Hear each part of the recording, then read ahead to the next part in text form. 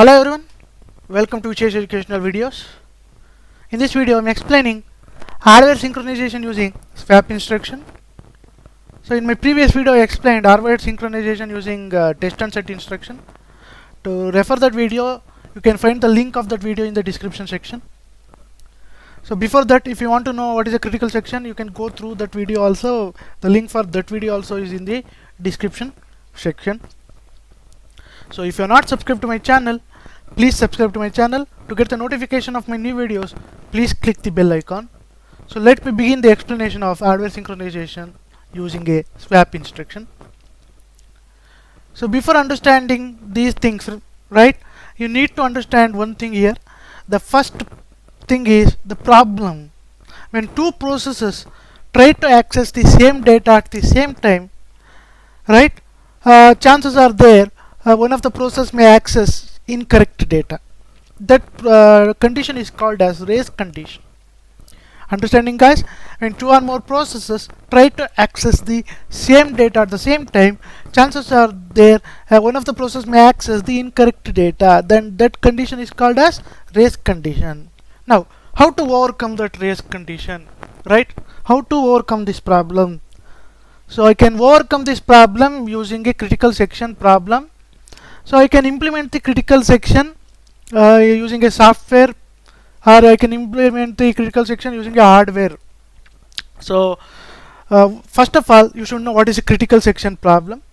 So the critical section problem allows only one process to execute in its critical section, and no other process is to be allowed to execute in its critical section when that process is executing. So now you can ask a question, how is going to solve the problem? That means when no two processes are executing in their critical section at the same time, right, the data will be protected, right? If a process wants to access the data only after the process that is executing in the critical section, right, after that is completed, it can access the data. So thereby incorrect data can be avoided, right? So the critical section problem is to design a protocol, so in such a way that each process has to cooperate with other process, right? So thereby I can avoid this problem. So understood, guys? So far I told about the problem. When two processes try to access the same data, the one process may access the incorrect data. To overcome that, I am using a critical section problem where only one process should execute in its critical section. So other process that wants to execute should wait until the first process completes its execution. Thereby I can avoid this problem. Now this critical section can be implemented in two ways. Either using a software program, that is a Peterson solution, or using a hardware techniques. The first hardware technique is test and set here. So this is the second hardware technique I am explaining now, that is using a swap instruction.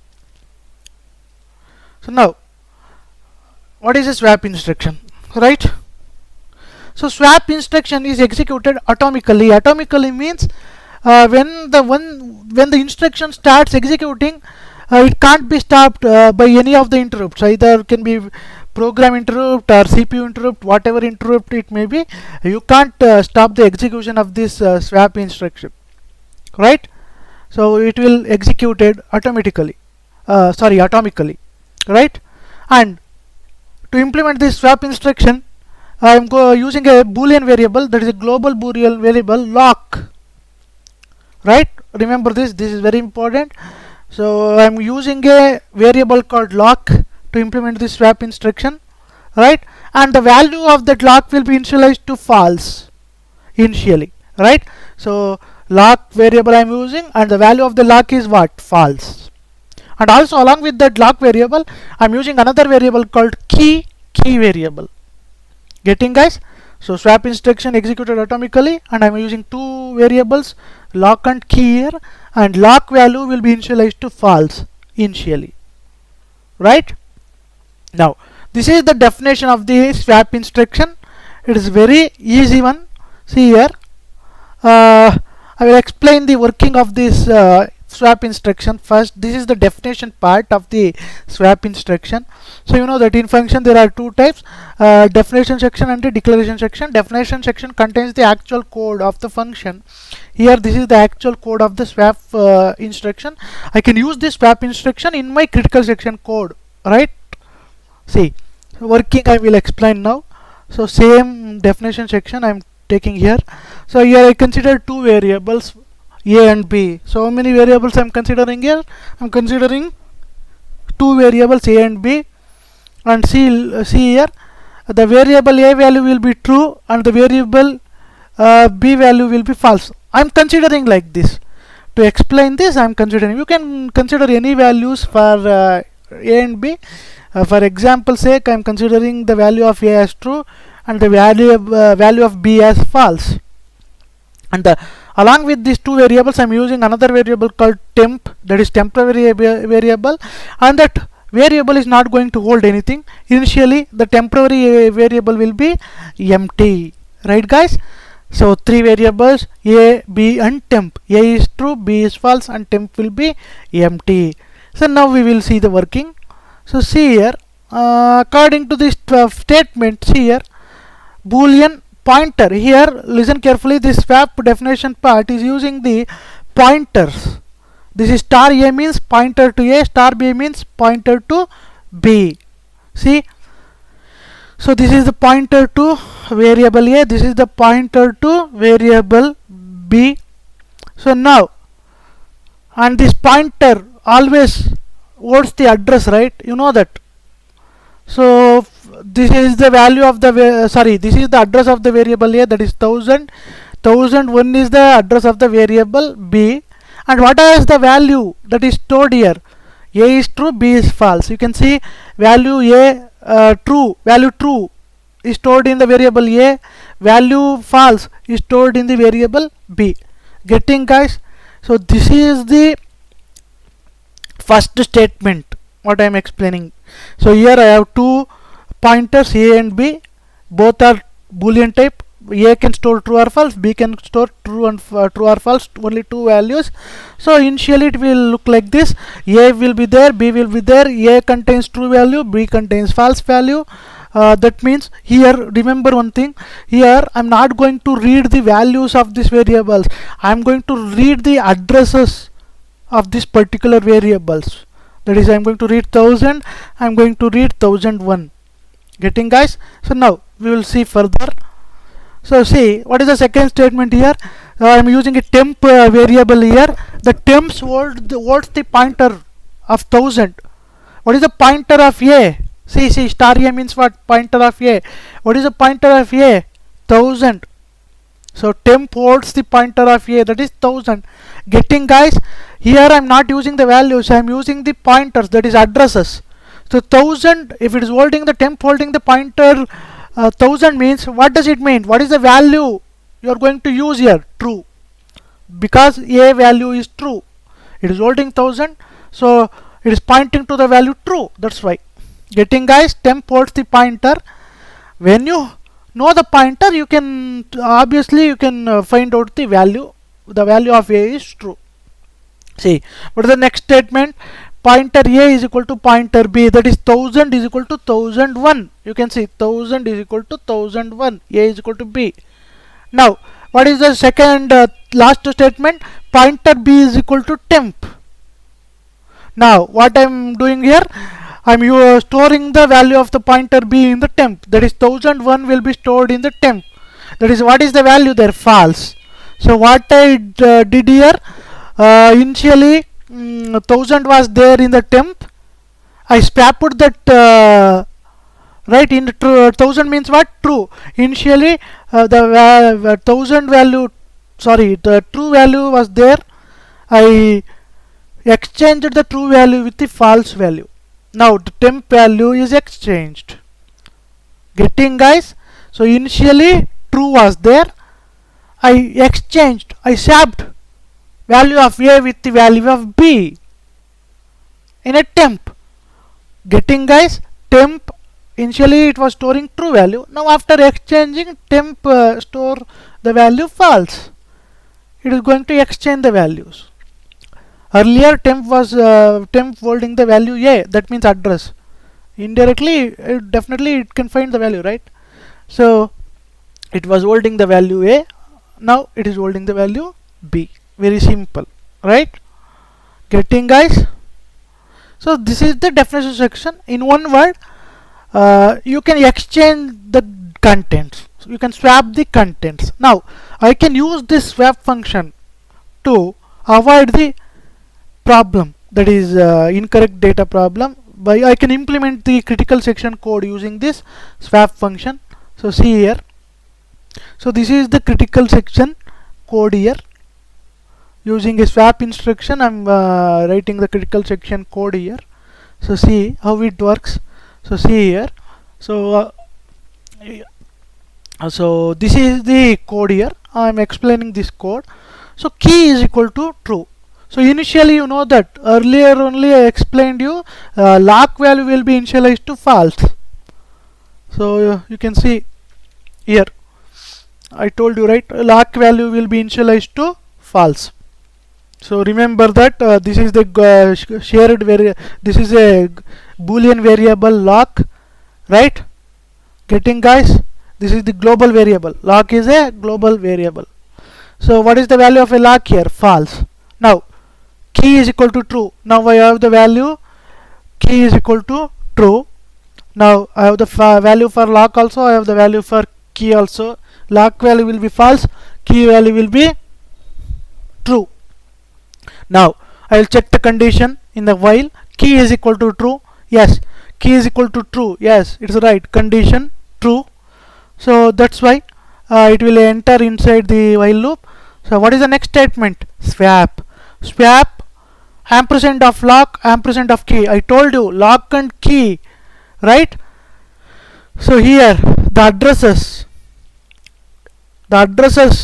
right, the particular addresses will be swapped. In turn the content can be swapped, right? So see, so what is the value of lock here? False. What is the value of key here? True. Now I will execute this swap instruction. What happens? Lock value and key value will interchange. Lock value become true, key value will become false. Earlier lock value was false, key value was true. But now you can see when you execute the swap instruction, you know that. So in swap instruction I can exchange the values. Here you can see value a is exchanged with the value b using a temp. So in the same way, this exchange procedure code is this one. Don't worry about that, it will exchange it. Just you want to worry about how it is going to avoid the problems. Here lock and key value is changed now. So you can see lock value is true, key value is false. So process executes in a critical section. When a single process executes in critical section, this code will work fine, no problem, right? No problem. Obviously process can execute in critical section by, right, without any problem. But now, so what is a critical section problem says? When a two process, right, wants to execute, only one process can execute in its critical section. No two processes can execute simultaneously at their critical section. So now we have to check that. So mutual exclusion, progress, bounded waiting. So here this solution, whatever the solution I am talking about, swapping, that going to holds good for only mutual exclusion. Progress and bounded waiting not going to hold here.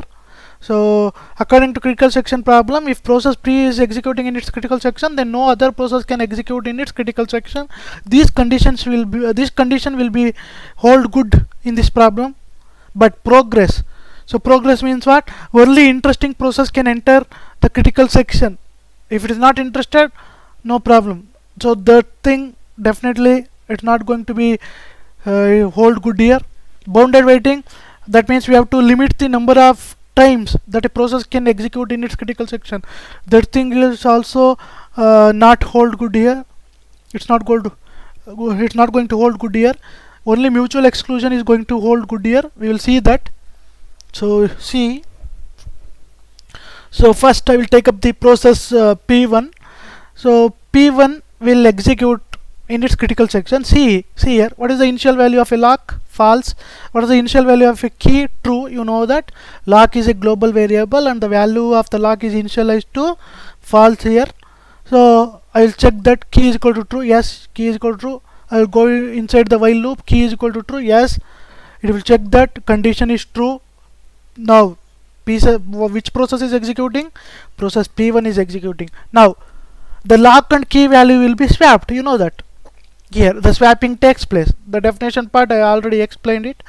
So lock value will become true, key value will become false. So now what happens?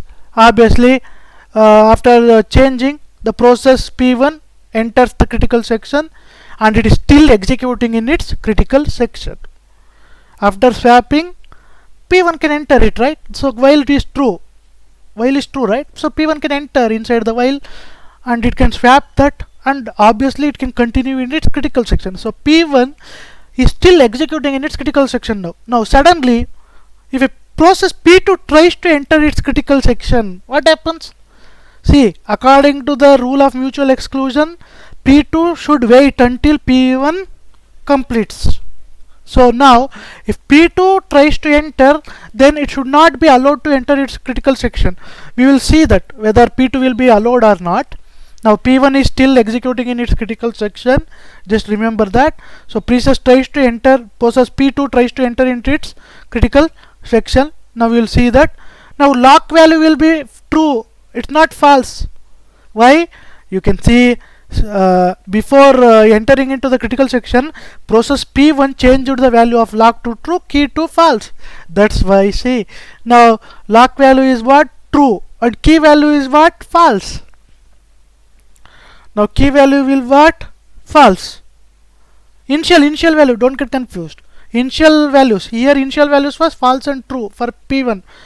Here initial values for process P2 will be lock value will be true, key value will be false.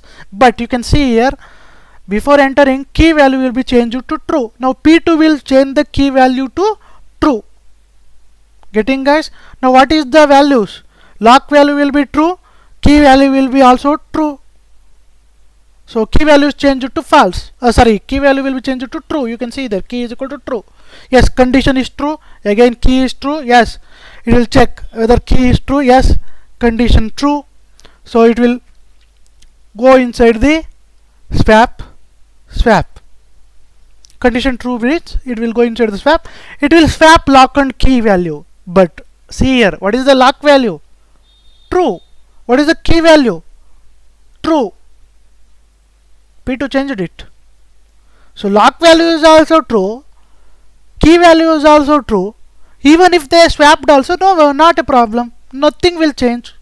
Lock value remains true, key value will also remains true. So what happens? P2, right? So P2 keeps on looping.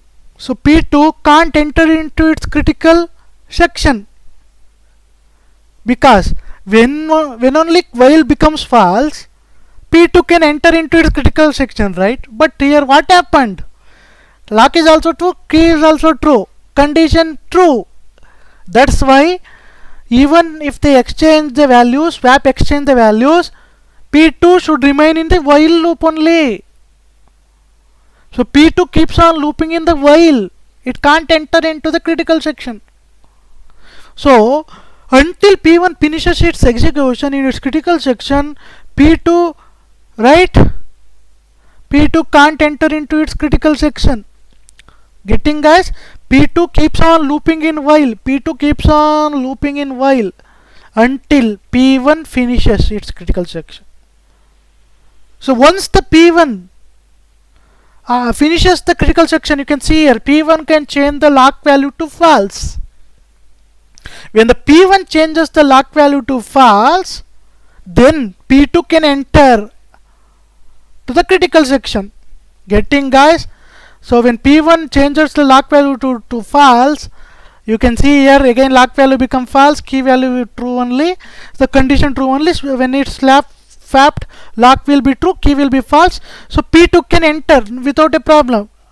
condition become false. So process P2, sorry, a condition will be true, but swapping, after the swapping done, process P2 can enter into its critical section. Getting, guys? P2 can enter into its critical section only after the P1 changes the false lock value to false. Getting? So mutual exclusion holds good here.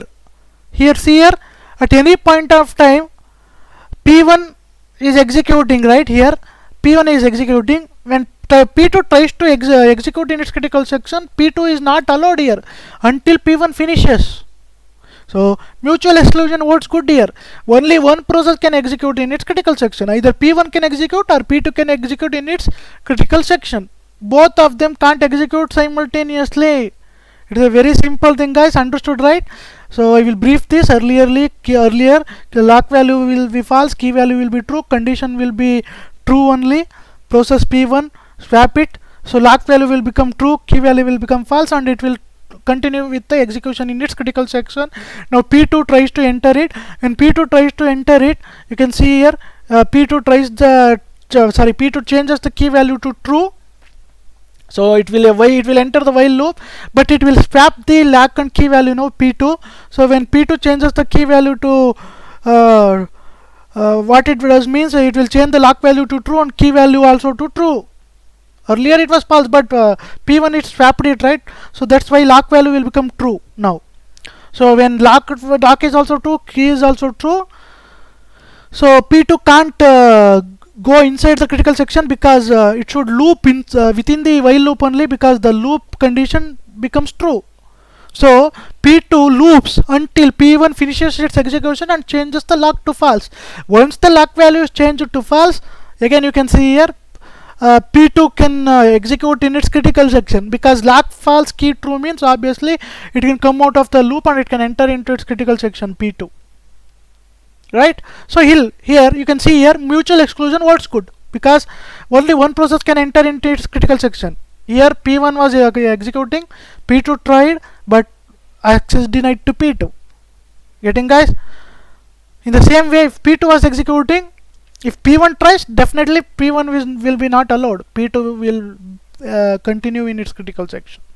So mutual exclusion holds good here. Now see, remaining two conditions, this progress and bounded waiting does not hold good here. So we will see this. So progress means what?